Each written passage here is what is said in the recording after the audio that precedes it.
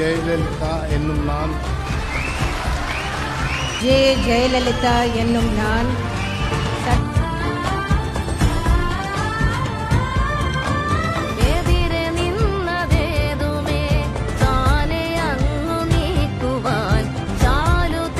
அம்மா உணவகங்கள், அம்மா உப்பு, அம்மா சிமெண்ட், அம்மா மருந்தகங்கள், இது போன்ற திட்டங்கள் எல்லாம் வரும் என்று நீங்கள் எதிர்பார்த்தீர்களா?